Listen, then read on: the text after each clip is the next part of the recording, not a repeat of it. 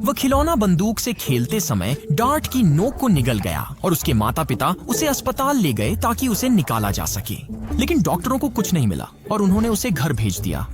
44 वर्षों तक वह लगातार नाक बहने और सिर दर्द से पीड़ित रहा, जिसे वह एलर्जी के कारण मानता था। लेकिन एक दिन वह छींकने लगा और रबर का डार्ट उसकी नाक से बाहर निकल गया, जिससे वह 44 वर्षों में पहली बार ठीक से सांस ले सका।